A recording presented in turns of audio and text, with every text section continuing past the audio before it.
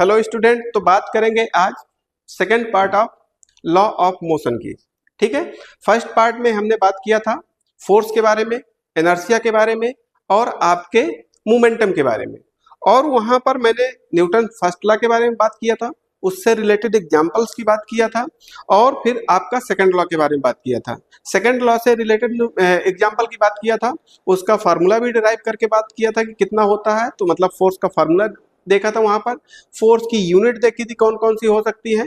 ये सारा सब कुछ हम पिछले लेक्चर में देख चुके हैं। हाँ, उससे रिलेटेड कुछ न्यूमेरिकल्स करने हैं, तो पहले न्यूटन थर्ड लॉ को थोड़ा सा समझ लेते हैं, उसको कर लेते हैं, इसके बाद क्या करेंगे, न्यूमेरिकल्स करेंगे, और इसका जो पोर्शन बचता है एक प्रकार से लिफ्ट का, वो बाद में इसी में देखेंगे आज। ठीक है, तो यहाँ पर अगर मैं बात करता हूँ तो यहाँ पर लिखा हुआ है न्यूटन थर्ड लॉ, ये थर्ड लॉ। ठीक है, उसको एक्शन एंड रिएक्शन लॉ भी कहते हैं। तो न्यूटन थर्ड लॉ में जो अगर मैं बात करूं डायरेक्टली, तो वो होता है कि जैसे मैं किसी के साथ अच्छा करूंगा तो मुझे अच्छा मिलेगा। ये न्यूटन का थर्ड लॉ बताता है कि अगर जिसके साथ अच्छा बिहेव करोगे तो अच्छा रिस्पॉन्स मिलेगा। सिंपल सी बात अगर वन लाइन में मैं समझाना चाहूँ तो इसमें वही बात है कि कर भला तो हो भला। अगर आप किसी के साथ अच्छा करेंगे तो आपके साथ भी अच्छा होगा। तो यही अगर मैं फोर्स के रिस्पेक्ट में बात कर रहा हूं, क्योंकि न्यूटन ने तीनों लॉ में फोर्स के बारे में कुछ ना कुछ बात किया है। ठीक है, तो फर्स्ट वाले में एक्सटर्नल फोर्स की बात कर रहा था, सेकंड वाले में उस मैग्नीट्यूड की बात कर रहा था, थर्ड वाले में देखते हैं क्या कहना चाह रहा है। तो यहां पर लिखा हुआ है, अगर मैं बात करूं, every action there is an equal and opposite reaction. जितनी एक्शन है कहीं पर मैं जो एक्ट कर रहा हूं उसका इक्वल एंड अपोजिट रिएक्शन मिलेगा। इसका मतलब वहां पर न्यूटन थर्ड लॉ फॉलो हो रहा है। ठीक, तो वही कह रहा है when one body exerts a force on another. कोई एक बॉडी है जो दूसरी बॉडी पे एक फोर्स लगा रही है, तो क्या कर रहा है, the second body exerts an equal force in the opposite direction. तो वो जो सेकेंड वाली बॉडी होगी वो फर्स्ट वाली बॉडी में इक्वल एंड अपोजिट डायरेक्शन में फोर्स लगा रही होगी। ये आपका एक प्रकार से स्टेटमेंट है थर्ड लॉ का, न्यूटन के थर्ड लॉ का एग्जांपल, वो स्टेटमेंट अगर कहें तो। यहां से अगर बात करें, forces always occurs in the pair in interference between bodies. अब यहां से अगर बात करें, इसको समझने की कोशिश करते हैं कि क्या कहना चाह रहा है इस पॉइंट को। जैसे ये एक बॉडी है ये, और इसी के ऊपर एक दूसरी बॉडी मैंने रख दिया, ये हो गई। ठीक है, तो अगर मैं कहता हूं कि इसका मास m1 है और इसका मास m2 है, ये हुआ, तो ये बॉडी क्या कर रही होगी, अपने वेट से इसको प्रेस कर रही होगी, एक प्रकार से दबा रही होगी, तो इसका वेट क्या हो जाएगा, m2g। तो अगर ये नीचे नहीं आ रहा, ये नीचे नहीं आ रहा, तो इसका मतलब ये एक रिएक्शन दे रहा होगा इसमें, तो वो कितनी दे रहा होगा, वो m2g के बराबर ही रिएक्ट कर रहा होगा।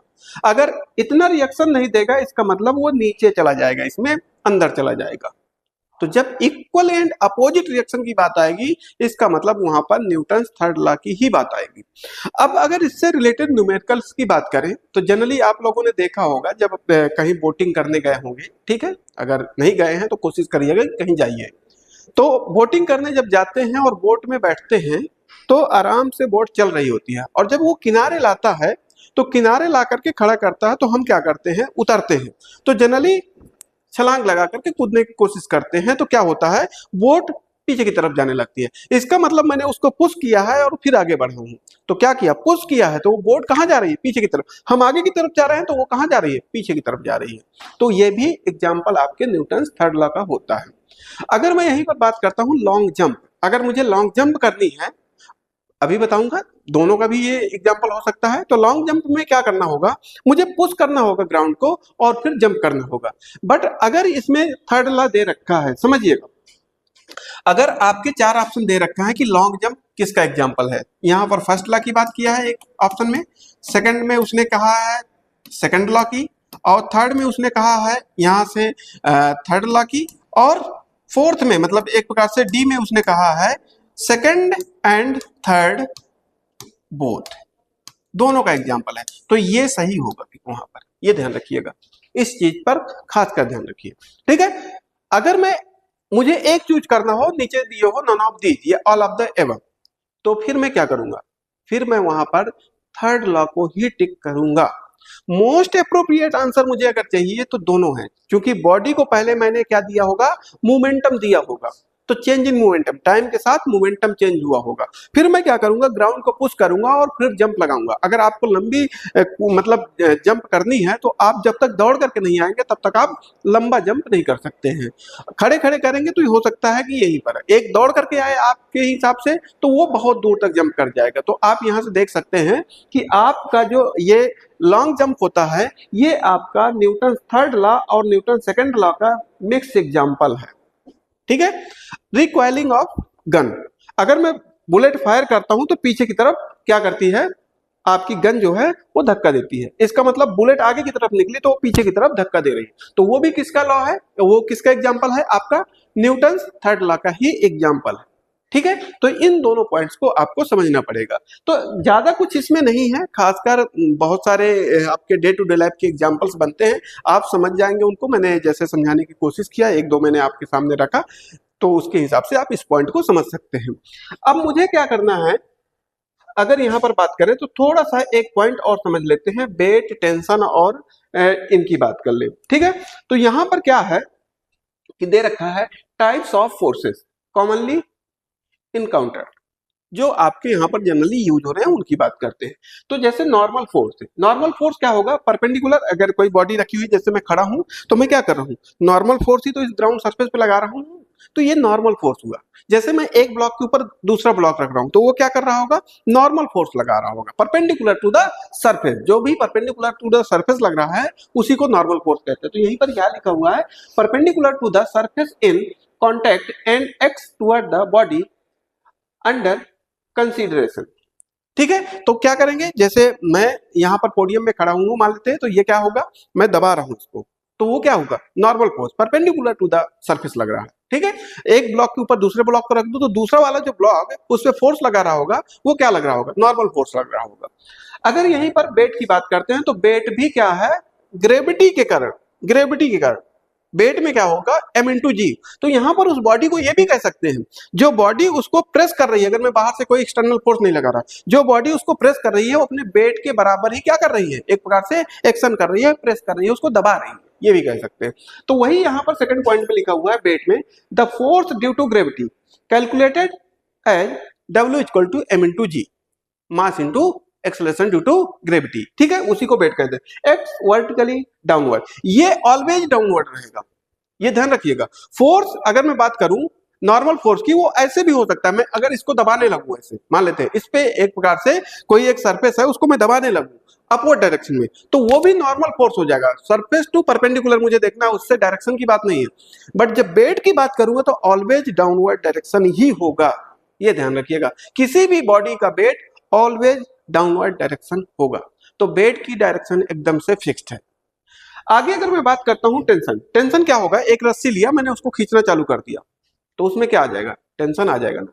तो कांटेक्ट पॉइंट से हमेशा, जैसे मैं कहूं कि ये आपका यहां पर ये एक रस्सी है, यहां पर कहीं पर मैंने एक फिक्स कर दिया रस्सी को,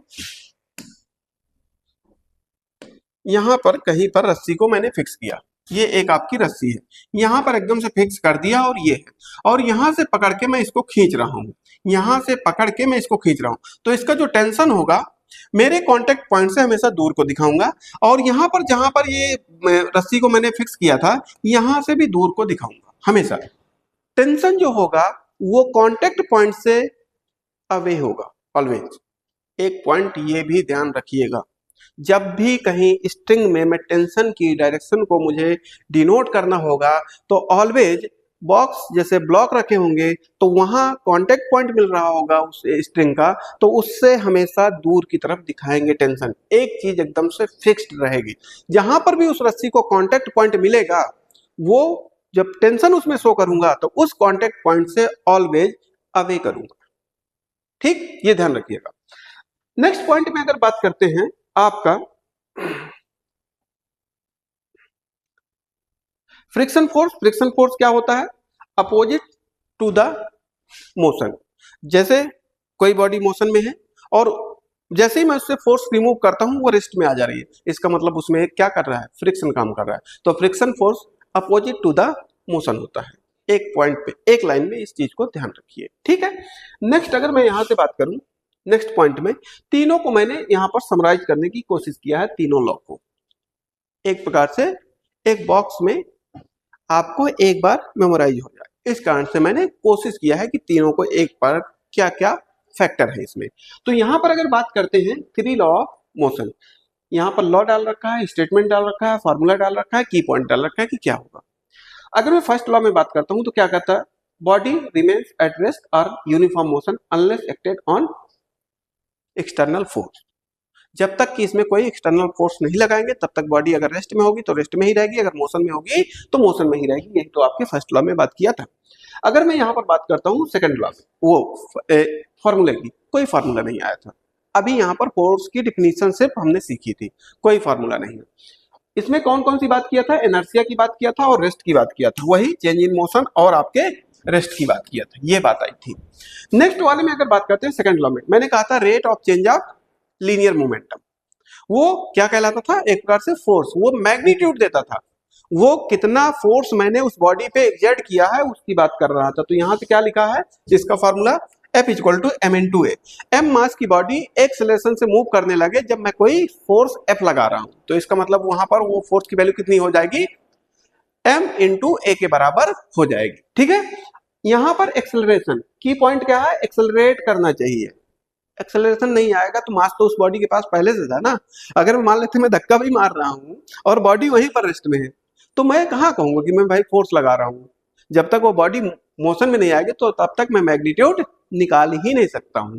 नेक्स्ट अगर मैं बात करता हूं थर्ड लॉ की, for every action and equal and opposite reaction, अभी मैंने बताया था कर भला तो हो भला, ठीक है। तो यहां पर क्या होगा, जब मैं किसी बॉडी पे एक्शन करूंगा तो वो रिएक्शन देगा, तो ये आपका थर्ड लॉ में सीखा। तो एक मतलब समराइज करने की मैंने कोशिश किया है। यहां पर क्या है, हमेशा अगर मान लेते हैं ये बॉडी है और इसमें मैं फोर्स लगा रहा था और ये बॉडी मेरे पे एक फोर्स लगाने लगी, इसका मतलब डायरेक्शन क्या हो जाएगी, अपोजिट हो जाएगी। तो वही यहां पर कह रखा है F A B equal to minus का एफ बी ए।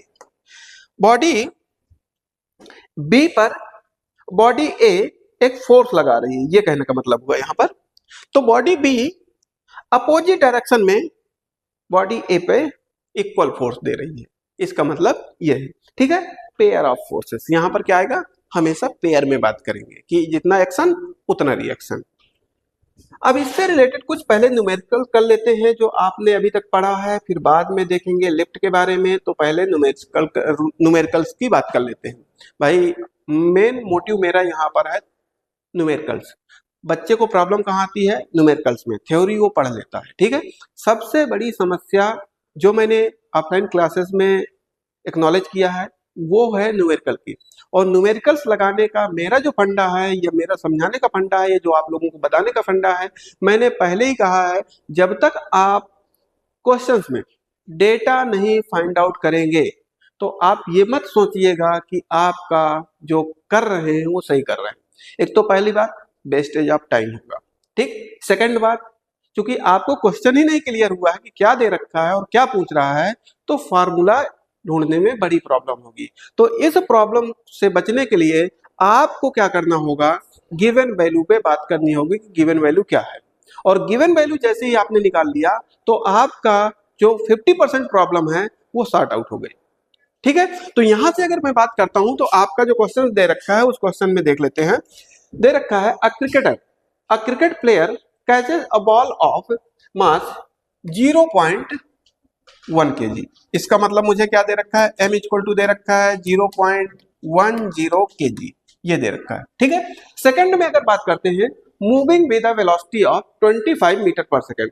अब यहां से अगर मैं बात करता हूं तो आपका जो दे रखा है v दे रखा है वो कितना है, 25 मीटर पर सेकंड ये दे रखा है वेलोसिटी।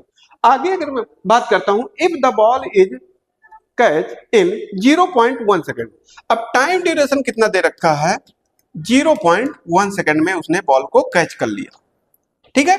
आगे क्या रखा है, the force of the blow exerted on the hand of the player is. अब उसने कितना फोर्स उसके हाथ पे एक्सर्ट किया होगा, बॉल आती है तो हाथ पे लगती है ना, इसका मतलब फोर्स क्या कर रही होगी, एग्जर्ट कर रही होगी। तो जब मैंने कल बात किया था तो यहां से एक फॉर्मूला पढ़े थे, F इक्वल टू एम, या डायरेक्टली बात करते हैं यहां से थोड़ा सा,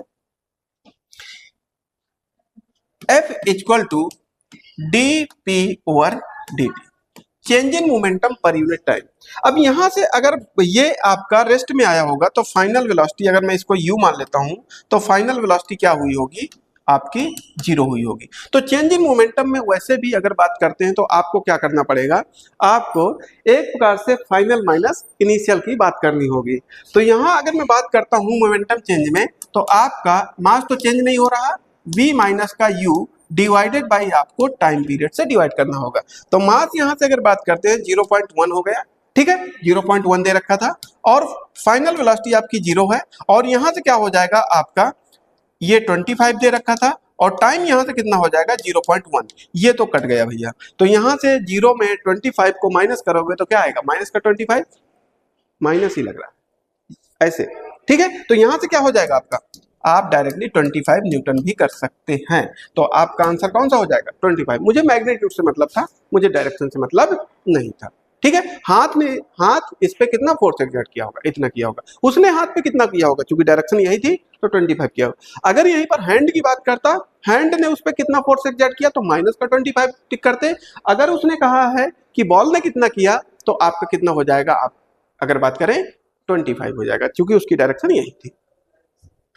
नेक्स्ट अगर मैं बात करता हूं नेक्स्ट क्वेश्चन की, तो सेकंड क्वेश्चन में देख लेते हैं, a force of 6 Newton x. अगर मैं यहां पर बात करूं, फोर्स की बात कर रहा है, 6 न्यूटन लग रहा है। तो पहले मैंने गिवन डेटा लिखा 6 न्यूटन, ये लिख लिया। आगे कह रखा है x on a body at rest and mass 1 kg। Body rest में थी, u इक्वल टू क्या हो गया, 0 हो गया, और आपका मास कितना दे रखा है, वो आपका दे रखा है 1 kg, ये दे रखा है। आगे कह रखा है during this time the body attain a velocity of 30 metre per second. अब यहां से फाइनल वेलोसिटी दिया है, कितना अटेंड कर लिया, 30 मीटर पर सेकेंड की वेलोसिटी उसने अटेंड कर लिया। The time for which the force act on the body is. अब जैसे मान लिया, इसको थोड़े समझने की कोशिश करिएगा, पहले मैं क्वेश्चन को थोड़ा सा पीछे रखता हूं, मैं समझाने की कोशिश करता हूं। जैसे आप गाड़ी पे मान लेते हैं आपकी 4 व्हीलर है और कहीं पर बंद हो गई, आप उस पर धक्का मार रहे हैं, तो धक्का मारने के बाद वो धीरे धीरे धीरे धीरे चलना स्टार्ट करेगी। आप जैसे ही वो कांस्टेंट फोर्स लगाए रहेंगे, धीरे धीरे धीरे उसकी स्पीड क्या होती रहेगी, बढ़ती रहेगी। इसका मतलब गाड़ी क्या हो रही होगी, एक्सेलरेट हो रही होगी। तो वही कह रहा है 0 से स्टार्ट हुई और इस वेलोसिटी तक, जब वेलोसिटी बढ़ रही थी, इसका मतलब किसी टाइम ड्यूरेशन में 30 मीटर पर सेकेंड हुई होगी, यही तो हुआ, ठीक है। तो अब देख लेते हैं वो कितनी देर में हुई। तो पहली बात, यहां से गिवन डेटा के हिसाब से एक चीज ये निकल करके आया, मैंने कहा वो एक्सेलरेट कर रही होगी। अगर अब आपने बात को पकड़ा हो, तो मैंने कहा जब मैं धक्का उसमें मार रहा था तो गाड़ी एक्सेलरेट कर रही होगी, ठीक है। तो यहां से पहले तो मैं एक्सेलरेशन निकालता हूं, कितने से एक्सेलरेट कर रही है। तो F equal to M into A. F की वैल्यू दे रखा है आपकी 6, आपको m दे रखा है 1, और a मुझे निकालना है। तो a इक्वल टू कितना आ गया, 6 मीटर पर सेकंड स्क्वायर, ये आपकी वैल्यू आ गई, ठीक। इसके बाद अगर मैं बात करूं तो मुझे इनिशियल वेलोसिटी रेस्ट दिया था एक प्रकार से, ये आपका इतने दिया था, मुझे निकालना है टाइम। अब मेरे पास एक्सेलरेशन है, मेरे पास इनिशियल वेलोसिटी है, मेरे पास फाइनल वेलोसिटी है, मुझे टाइम निकालना है, तो कौन सी इक्वेशन लगाना चाहिए मोशन में, फर्स्ट इक्वेशन लगाएंगे, ठीक है। तो b इक्वल टू क्या हो जाएगा, u प्लस का at, ठीक है। जो जो डेटा पता है उसके हिसाब से ही मैंने कहा था, इसीलिए मैंने आपको मोशन में कहा था ये इक्वेशन आपको पीछा नहीं छोड़ेगी। जरूरी नहीं कि वहीं पर पूछा जाए, कई जगह घुमा के क्वेश्चन पूछे जाते हैं। तो अब यहां से ये आपको 30 दे रखा है, ये आपको 0 दे रखा है, ये आपको 6 दे रखा है, और यहाँ से टाइम पूछा है। तो यहाँ से 6t इक्वल टू कितना हो गया, 30 हो गया। तो 6 से काट दिया तो t इक्वल टू कितना हो गया, 5 सेकंड आपकी वैल्यू हो गई। तो यहाँ से जो आंसर आएगा वो आपका 5 सेकंड आ जाएगा, ठीक है। इस बात पे जरूर ध्यान रखिएगा कि आपका कितना आंसर आया, 5 सेकंड। तो पहले ये फॉर्मूला को आपको लगाना पड़ेगा। अगर मैंने यहाँ पर डेटा ना निकाल लिखा होता तो मुझे कैसे पता चलता, मैं डायरेक्टली यहीं पर कंफ्यूज रहता, क्या कर दूं क्या कर दूं, और कुछ ना निकल पाता, और टाइम जो वेस्ट होता वो अलग से हो जाता, ठीक है। नेक्स्ट क्वेश्चन में अगर बात करते हैं, नेक्स्ट दे रखा है आपका क्वेश्चन दिया है, 1000 time force is applied on a body which produces in it an acceleration of 1 meter per second square, the mass of the body is। वो कह रखा है कि किसी बॉडी पे इतना फोर्स लगाया जाता है। अगर बात करते हैं किसी बॉडी पे आपका 1000 डाइन फोर्स लगाया जाता है और वो इतने से एक्सीलरेट करने लगती है 1 मीटर पर सेकंड स्क्वायर से एक्सीलरेट करने लगती है। तो फोर्स की वैल्यू क्या दे रखा है भैया? पहली बात मुझे लिखना होगा 1000 डाइन, ठीक है, ये लिखना होगा। फिर इसके बाद अगर मैं यहाँ पर एक्सीलरेशन की बात करता हूं तो वो दे रखा है 1 मीटर पर सेकंड स्क्वायर। अब देखिएगा यहाँ पर क्या गड़बड़ होता है। अब यहाँ पर मीटर पर सेकंड स्क्वायर दे रखा है, यहाँ पर डाइन दे रखा है। इसका मतलब अगर मैं यहाँ से बात करता हूँ तो ये आपकी एमकेएस यूनिट है, ये आपकी सीजीएस यूनिट है। गलती बच्चा क्या करेगा, यहाँ पर डायरेक्टली अब ढूंढेगा ऑप्शन। हो सकता है मैंने यहाँ पर ऑप्शन बनाए हैं कहीं पर 1000 भी दिए हो, ठीक, तो वो डायरेक्टली 1000 को टिक कर देगा और आंसर उसका क्या होगा, गलत हो जाएगा। तो पहली बात तो मुझे यहाँ से ये डिसाइड करना पड़ेगा कि मैं इसको एमकेएस में चेंज कर लूँ या तो एसआई में चेंज कर लूँ। एमकेएस एसआई एक जैसा ही होता है तो उससे क्या हो जाएगा, आपका सोल्यूशन हो जाएगा। तो यहाँ से अगर मैं बात करता हूँ एफ इक्वल टू क्या हो गया आपका 1000 और 1 डाइन, जैसे मैंने 1 न्यूटन इक्वल टू लिखा था आपका 10 टू की पावर 5 डाइन। तो यहां से अगर मैं बात करता हूं 1 डाइन इक्वल टू क्या हो जाएगा आपका, ये वैल्यू नीचे आ जाएगी तो यहां से 1 डिवाइडेड बाय 10 टू की पावर 5 न्यूटन हो जाएगा। तो यहां से ये भी लिख सकता हूं 10 टू की पावर 5 माइनस का और ये आपका न्यूटन। तो वैल्यू डायरेक्टली 10 टू की पावर माइनस का 5 न्यूटन, ये हो गया, ठीक है। अब आप लगा सकते हैं फार्मूला। तो F equal to M into A. तो यहां से अगर बात करें एफ की वैल्यू कितनी है आपकी 1000 इंटू 10 टू पावर माइनस का 5 और यहां से क्या हो जाएगा आपका 1 और ये हो जाएगा आपका m।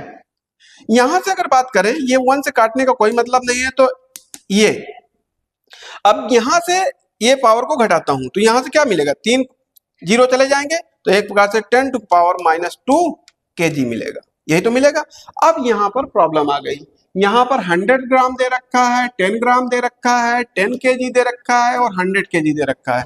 अब यहाँ से बच्चा फंस गया कि प्रॉब्लम कहाँ फंस गई। तो यहाँ अगर मैं बात करूँ तो 1 kg डिवाइडेड बाई क्या आ जाएगा, 100 ही तो आ जाएगा। 10 की पावर को नीचे ले जाता हूँ माइनस वाली, तो नीचे क्या हो जाएगा 10 टू पावर प्लस का 2 हो जाएगा। तो उसको क्या कर दिया यहाँ से 1 kg को ग्राम में चेंज करता हूँ तो 1 kg कितना ग्राम, 1000 ग्राम और नीचे क्या हो गए 2 जीरो हो गए। तो यहाँ से 2 जीरो काट दिया तो कितना मिला, 10 ग्राम मिला। तो आंसर कौन सा सही हो जाएगा, 10 ग्राम वाला सही हो जाएगा। तो क्वेश्चन को थोड़ा सा आपको ध्यान देना पड़ेगा। यूनिट कन्वर्जन में बहुत ज्यादा बच्चे गलतियां करते हैं, तो यूनिट कन्वर्जन पे जरूर आपको वर्क करना होगा। अगर यहाँ पर मैंने 1000 वाला टिक रखा होता है, इसमें तो एक बार बच्चा सोचेगा यार हो सकता है कि बाई चांस ये किया हो वो किया हो, कुछ कर लेते हैं, तो बट वहां पर कुछ नहीं सोचेगा, कुछ भी नहीं सोचेगा। अगर मैंने 1000 kg रखा होता तो 1000 kg पे वो 100% टिक करके आगे बढ़ जाता। तो आपको यूनिट कन्वर्जन पे खासकर वर्क करना पड़ेगा। जब तक आपको यूनिट कन्वर्ट करना नहीं आएगी, क्योंकि ये बता रहा है अगर यहाँ पर सेंटीमीटर पर सेकंड स्क्वायर दिया होता तो मैं डायरेक्टली भी रख देता तो एक प्रकार से मेरा जो वैल्यू आता वो ग्राम में आ जाता, ग्राम में आता डायरेक्टली, कोई दिक्कत ना होती। बट यहाँ पर मुझे कन्वर्ट करके रखना पड़ेगा। नेक्स्ट अगर मैं बात करता हूं नेक्स्ट क्वेश्चन में, नेक्स्ट दे रखा है अ बॉल ऑफ मास 150 ग्राम। आपकी कोई बॉल है जिसका मास आपका कितना दे रखा है, m इक्वल टू आपका दिया है 150 ग्राम दे रखा है। आगे अगर बात करते हैं start moving at 20 metre per second. अब ये कितने से मूव करना स्टार्ट कर रही है, 20 मीटर पर सेकंड की स्पीड से मूव करना स्टार्ट कर रही है, ठीक है। आगे कह रखा है and it hits by a force which act on it for इतने सेकंड, कितने सेकंड के लिए, t इक्वल टू 0.1 सेकंड के लिए ये कहां पर किसी चीज को हिट कर रही है। Then the impulsive force is, तो कितने से उसने इंपल्स, जैसे मैं किसी चीज को नीचे फेंकता हूं तो वो उस चीज को दबा रहा होता है, तो कितने सेकंड के लिए उसके कांटेक्ट में रहा उसी को कह देते हैं इंपल्स। ये भी ध्यान रखिएगा, वो फोर्स कितनी देर के लिए एग्जर्ट हुआ उस सरफेस पे वो कहलाता है इंपल्स, ठीक है। तो यहां से अगर बात करते हैं तो आपका F इक्वल टू यहां से D P over D T, ये हो गया। तो यहां से F equal to change in momentum, फिर वही करेंगे। अब यहां से अगर बात करते हैं चेंज इन मोमेंटम में, तो आपका m into you divided by T, आप डायरेक्टली कर लीजिए, जो डेटा दे रखा है उसी के हिसाब से आपको करना है, कुछ अलग नहीं करना है, ठीक है। तो यहां से अगर मैं बात करता हूं तो आप क्या करेंगे, आपका पहले इसको ग्राम जो दे रखा है, पहले तो इसको केजी में चेंज करना पड़ेगा। तो केजी में मैं यहां पर डायरेक्टली चेंज कर लेता हूं, क्योंकि मैंने आपको बेसिक बता दिया है। तो 0.15, क्योंकि 1000 से मैंने डिवाइड कर दिया, केजी में कन्वर्ट हो गया। यहां से कितना किया, 20 कर लिया, और यहां से कितना किया, 0.1 कर लिया। एक पॉइंट यहां से हटा तो एक पॉइंट यहां से हटा, यहां पर हो जाएगा। तो आप 1.5 मल्टीप्लाई 20, तो यहां से कितना हो जाएगा, 30 न्यूटन। तो आपका आंसर कौन सा हो जाएगा, 30 न्यूटन हो जाएगा। तो आपको काम किस पे करना है, यूनिट कन्वर्जन पे करना है। बहुत बच्चे क्या करेंगे, डायरेक्टली यहां से 150 रखेंगे और बाद में वो कहां पहुंच जाएंगे, यहां पर पहुंच जाएंगे और आंसर उनका गलत हो जाएगा। इस कारण से आपको यूनिट कन्वर्जन पे जरूर वर्क करना होगा, बिना उसके काम नहीं होगा। अब बहुत बच्चे कहेंगे कि आपको ये कैसे पता चला कि ये, अब देखिएगा, जब मुझे मास दिए होता है और वेलोसिटी दिए होता है और टाइम दिए होता है, तो मुझे जब फोर्स लगाना होता है तो मैं क्या लिखता हूं, change in momentum per unit time. तो मोमेंटम का फार्मूला क्या होता है, m इंटू वी, और नीचे टाइम है ही, तो m भी दे रखा है, b भी दे रखा है, और आपको टाइम भी दे रखा है। तो अब कहां से फोर्स निकलेगा भाई, यही तो दे रखा है, तो डायरेक्टली तो ही लगाना होगा। बहुत बच्चों को यहाँ पर बड़ी कंफ्यूजन होती है, इस कारण से इस पॉइंट को मैंने क्लियर करने की यहाँ पर कोशिश किया कि क्या करना होगा आपको, ठीक है। नेक्स्ट पॉइंट में अगर बात करते हैं, तो नेक्स्ट पॉइंट को समझने की कोशिश कर लेते हैं। क्वेश्चन दे रखा है, if a force of 250 Newton, अगर आपको फोर्स दे रखा है 250 न्यूटन का, देखिएगा F इक्वल टू दिया है 250 न्यूटन, ये कह रखा है एक्ट ऑन द बॉडी, किसी बॉडी पे एक्ट कर रहा है, द मोमेंटम एक्वायर्ड इज इतना। अब यहां पर मोमेंटम की बात किया है तो P इक्वल टू दे रखा है 125 केजी मीटर पर सेकंड। देखिएगा मास इंटू वेलोसिटी की यूनिट दे रखा है, केजी पर मीटर पर सेकंड, ठीक है, केजी मीटर पर सेकंड दे रखा है। आगे क्या रखा है, what is the period for which force act on the body. अब कह रखा है वो टाइम बता दो कितनी देर तक उस बॉडी पे वो फोर्स लगा था। तो यहां से मैं क्या करूंगा, आपने देखा है F equal to D P over D T, यही तो कहा था। तो यहां से क्या हो जाएगा, डी टी को इधर ले जाता हूं, तो डी टी इक्वल टू क्या हो जाएगा, डी पी ओवर एफ। यहां से डीपी दे रखा है, मोमेंटम की बात कर रखा है, तो यहां से क्या हो जाएगा 125 डिवाइडेड बाई आपका फोर्स 250 दे रखा है। तो यहां से इसको काटा तो ये 2 टाइम्स काटा, तो 1/2 मतलब 0.5 सेकंड के लिए लगा था। ये आपका आंसर हो गया। मैंने ये क्वेश्चंस इतने करवाए, आपको 5 क्वेश्चन करवाए, 5, हाँ 5 क्वेश्चन करवाए। क्या आपको अभी तक में कोई ऐसा क्वेश्चन लगा कि नहीं आ पाएगा? बट हाँ, जब आपने पढ़ा होगा तो जरूर लगा होगा। जब मैंने उसका सलूशन कर दिया होगा तो आपको लगा होगा अरे इसकी लैंग्वेज तो बड़ी डेंजर टाइप की दिखाई दे रही थी, क्वेश्चन तो सारे एक ही फॉर्मूले से लग रहे हैं, और ज्यादा एक क्वेश्चन को छोड़ दे बाकी 1 लाइन में लग रहे हैं। अगर मैं बात करूं डायरेक्टली वैल्यू, आपको जब वहां पर करना होता है बिल्कुल नहीं जरूरी है कि आप ये फॉर्मूला लिखिए, अपने दिमाग पे फॉर्मूला को चलाइए और वैल्यू पुटअप करिए सीधे। मैं तो कहता हूं डायरेक्टली आप यहां से करना स्टार्ट करिए, dt इक्वल टू ये पुटअप करिए और आंसर निकालिए। आपको टाइम बचाना पड़ेगा, जब टाइम बचाएंगे तब आप मैथ के सेक्शन को प्रॉपर टाइम दे पाएंगे, क्योंकि मैथ के सेक्शन को कुछ टाइम तो आपको देना पड़ेगा। ट्रिग्नोमेट्री के क्वेश्चन हो गए, आपके अलजेब्रा के क्वेश्चन हो गए, आपके अगर मैं कैलकुलस की बात करता हूं उसके क्वेश्चन हो गए, तो उनमें आपको टाइम देना पड़ता है। तो वो टाइम कहाँ से बचाया जा सकता है? आपके इंग्लिश वाले सेक्शन से बचा सकते हैं, आप जैसे फिजिक्स से बचा सकते हैं, केमिस्ट्री से बचा सकते हैं। हाँ फिजिक्स में न्यूमेरिकल हैं, बट मैं वही कह रहा हूँ फार्मूला मत लिखिए भाई, डायरेक्टली आप कैलकुलेट करिए, फार्मूला को दिमाग में चलाइए कि ये था, इसकी जगह मैं ये पुटअप कर रहा हूँ। तो ये कब हो सकता है? जब आप n नंबर ऑफ क्वेश्चन की प्रैक्टिस कर लें तभी हो सकता है, वरना आपके उससे अगर आपने मान लेते हैं 10 क्वेश्चन किए हैं, 10 क्वेश्चन से बिल्कुल नहीं हो पाएगा। आप 10 को अगर कन्वर्ट कर दें 50 में, एक ही टॉपिक के अगर 50 क्वेश्चन कर लिया तो आपका कॉन्फिडेंस लेवल जो है वो हाई हो जाएगा। आपने देखा सारे के सारे फोर्स, मोमेंटम और उसी से रिलेटेड मैंने क्वेश्चन कराए, और आपके हर टाइप का क्वेश्चन मैंने कवर करने की कोशिश किया। जो बाकी और क्वेश्चंस होंगे अभी करेंगे हम, ये फाइनल नहीं है कि एकदम से मुझे इतने ही करवाने थे। मैंने कहा था लॉ ऑफ मोशन को 3 लेक्चर में कवर करेंगे, तो 3 लेक्चर में ही कवर करेंगे प्रॉपर। उसके अभी कुछ और मैं न्यूमेरिकल्स लाऊंगा, ठीक है। तो अब यहाँ पर अगर मैं बात करता हूं तो थोड़ा सा आज एक पोर्शन और देख लेते हैं, जो मैंने लिफ्ट की बात किया था, लिफ्ट वाली, ठीक है। अब यहाँ पर पहले उसके बेसिक से पॉइंट समझने की कोशिश करते हैं कि क्या है ये। तो यहाँ पर लिफ्ट मूविंग कंडीशन, जब लिफ्ट मूव कर रही होगी तब। लिफ्ट एट रेस्ट, यहाँ पर ये हेडिंग दे रखी है। यहाँ पर अगर मैं बात करूं, ये आपकी जब लिफ्ट रेस्ट में हो, ये कांस्टेंट वेलोसिटी से मूव कर रही हो। अब इसको समझने के लिए मैं थोड़ा सा व्हाइट बोर्ड का हेल्प लूंगा। यहाँ पर व्हाइट बोर्ड की बात कर लेते हैं, थोड़ा सा व्हाइट बोर्ड में ज्यादा क्लियर आएगा, ठीक है। तो व्हाइट बोर्ड में मैं समझाने की कोशिश करता हूं कि क्या कहना चाह रहा है, फिर इसके बाद उसको समझेंगे। तो यहाँ पर क्या हुआ, ये जैसे लिफ्ट है, ये मान लिया लिफ्ट है, और यहाँ पर कोई एक बॉडी है या ह्यूमन है। यहां से लिफ्ट जो है ये रस्सी भी होगी। मैंने कहा था रस्सी में हमेशा टेंशन आपको कांटेक्ट पॉइंट से दूर दिखाना होगा। इस मैन का वेट या लिफ्ट का वेट डाउनवर्ड डायरेक्शन काम कर रहा होगा, m/g। यही तो हो रहा होगा। मैं अभी मैन की ही बात कर रहा हूं क्योंकि वहां पर सारी की सारी बात मैन की हो रही है। तो मैन का वेट mg डाउनवर्ड डायरेक्शन काम कर रहा होगा। अगर lift constant velocity a b से मूव कर रही होगी, कांस्टेंट वेलोसिटी ये कांस्टेंट है, ठीक है, ये कांस्टेंट वेलोसिटी है, तो यहां पर एक्सीलरेशन की वैल्यू क्या हो जाएगी, 0 हो जाएगी, ठीक है। ये ध्यान रखिएगा। अगर lift by chance b equal to भी 0 है, इसका मतलब ये क्या होगी, रेस्ट में होगी। इस पॉइंट पे अब जो थ्योरी चलेगी इन्हीं के सराउंडिंग में चलेगी, इन्हीं के अराउंड चलेगी, मतलब यही चीजें हमें समझना पड़ेगा। ये कॉन्सेप्ट है पूरा का पूरा लिफ्ट का। अब अलग अलग कंडीशन बनेगी और अलग अलग फॉर्मूले बनेंगे, उससे हम बात कर लेंगे, ठीक है।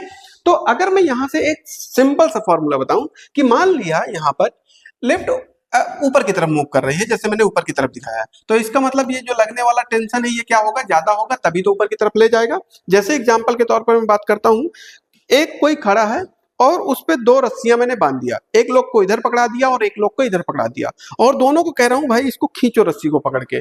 तो जिधर वाला फोर्स ज्यादा होगा वो बॉडी उसकी तरफ मूव ऑन करेगी, ठीक है, यही तो होगा। तो अगर इसका वेट ज्यादा होता तो ये नीचे की तरफ आती, इसका मतलब लगने वाला जो टेंशन है रस्सी पे वो ज्यादा होगा, तभी तो ऊपर ले जा रहा है भाई। एक डाउनवर्ड डायरेक्शन में फोर्स काम कर रहा है, एक अपवर्ड डायरेक्शन में फोर्स काम कर रहा है, तो अपवर्ड डायरेक्शन वाला क्या होगा, ज्यादा होगा, इसी कारण से तो अपवर्ड डायरेक्शन में ले जा रहा है। तो सिंपल सी बात क्या होगी, ज्यादा वाले फोर्स में कम वाले फोर्स को माइनस कर देना है और देख लेना है बॉडी m मास की बॉडी एक्सेलरेशन से मूव कर रही होगी।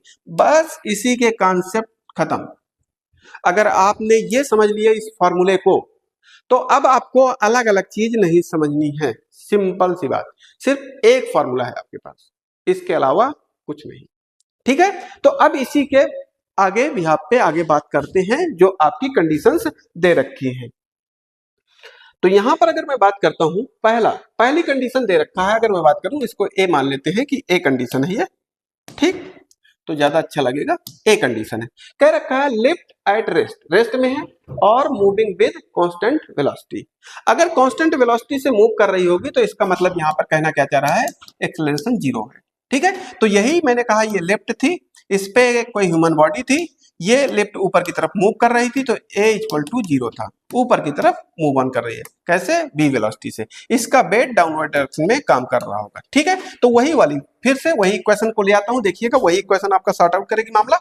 तो यहां से t माइनस का mg equal to m into a की वैल्यू क्या है, 0 है, तो t इक्वल टू क्या हो गया भैया, m इंटू g, जो लगने वाला टेंशन है वो कितना हो जाएगा, m इंटू जी होगा। मैं अभी अपवर्ड की बात कर रहा था, बहुत बच्चों के दिमाग में ये आएगा कि सर डाउनवर्ड हो तो, अगर कांस्टेंट वेलोसिटी से डाउनवर्ड डायरेक्शन में जा रही हो तो क्या करेंगे, ठीक है। तो यहां पर वो भी देख लेते हैं।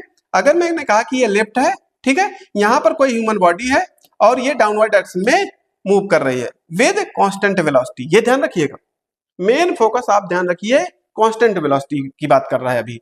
यहां से इसका वेट डाउनवर्ड डायरेक्शन काम कर रहा होगा, जो रस्सी बंधी हुई है उसका टेंशन अपवर्ड डायरेक्शन में। अब अगर डाउनवर्ड डायरेक्शन में मूव कर रहा होगा इसका मतलब नीचे वाला लगने वाला वेट क्या मानूंगा, ज्यादा मानूंगा। जैसे उस बॉडी से आप समझिएगा जो मैंने पहले खड़ा करवाया, अगर इधर वाले का फोर्स ज्यादा होता तो इधर की तरफ मूव ऑन करता ना, इधर वाले का फोर्स ज्यादा था तो किधर की तरफ मूव कर रहा था, इधर की तरफ मूव कर रहा था। ठीक है, तो यहां पर क्या हो गया आपका mg ज्यादा है, तो mg ज्यादा है किससे, टेंशन से, और वो बॉडी m मास की बॉडी एक्सेलरेशन a से मूव कर रहे हैं, तो एक्सेलरेशन की वैल्यू क्या है, क्योंकि कांस्टेंट वेलोसिटी की बात कर रहा हूं, तो यहां से क्या हो जाएगा, यहां से mg इक्वल टू उधर चला जाएगा t, तो बात तो वही आई, यहां से चाहे कर दे चाहे यहां से कर दे, तो चाहे डाउनवर्ड डायरेक्शन में v वेलोसिटी से मूव कर रहा हो, चाहे अपवर्ड डायरेक्शन में v वेलोसिटी से मूव कर रहा हो, बस क्या होना चाहिए, आपकी जो वेलोसिटी होनी चाहिए वो कांस्टेंट होनी चाहिए, तो बॉडी के वेट पर कोई इफेक्ट नहीं पड़ेगा। ठीक है, तो वही पॉइंट्स यहां पर लिख रखे हैं, समझ लेते हैं एक एक पॉइंट को। When a lift is stationary or moving at a constant velocity, either upward लिखा भी है, अपवर्ड डायरेक्शन में जा रही हो या डाउनवर्ड डायरेक्शन में जा रही हो, the acceleration of the lift is zero, तो उस कंडीशन में एक्सेलरेशन की वैल्यू क्या हो जाएगी, जीरो हो जाएगी, जो मैंने बार बार आपको बताया। सेकंड पॉइंट में लिखा हुआ है the only force acting on person inside are gravity and the normal force from the floor. ठीक है, तो वो क्या कर रहा होगा, नॉर्मल फोर्स फ्लोर पे लगा रहा होगा, वो अपने वेट के कारण लगा रहा होगा, यही तो होगा, तो वो कितना होगा mg, वही जो टेंशन, एक प्रकार से नॉर्मल रिएक्शन भी कह सकते हैं, जो आई थी वही होगा। आगे अगर बात करता हूं, the apparent wait what the person feel और व्हाट अ स्केल मेजर, जो वो फील करेगा या मेजर करेगा स्केल, वो क्या होगा, equals to the actual weight, उसके वेट के बराबर होगा, जो अभी मैंने आपके सामने लिखा वो यहां पर भी लिखा हुआ है कि एक्चुअल वेट के बराबर होगा। जब आपने वो गोल वाले झूले में झूला होगा, ठीक है, तो आप जब ऊपर गए होंगे तो आपको डर नहीं लगा होगा, जब आप नीचे आए होंगे तो आपको लगा होगा कि अब तो गया मैं। ठीक है, तो वो वाली कंडीशन को समझने के लिए, उसके लिए आपको थोड़ा सा वेट करना पड़ेगा, वो हम समझेंगे नेक्स्ट लेक्चर में। अभी मैंने सिर्फ कांस्टेंट वाला आपको बताया, बाकी डाउनवर्ड डायरेक्शन एक्सेलरेशन ऐसे मूव कर रहा हो, अपवर्ड डायरेक्शन में एक्सेलरेशन ऐसे मूव कर रहा हो, रस्सी अचानक से टूट गई हो, तो वो सारी की सारी कंडीशन को समझने के लिए आपको थोड़ा सा वेट करना पड़ेगा, और वो नेक्स्ट लेक्चर में हम कंप्लीट करेंगे, उसके साथ साथ कुछ न्यूमेरिकल्स भी करेंगे, और नेक्स्ट लेक्चर में इसको बाइंड अप करने की कोशिश करेंगे। ठीक है, तो नेक्स्ट लेक्चर के लिए आप लोग रेडी रहिएगा इसके कॉन्सेप्ट को पढ़ करके। ठीक है, ठीक।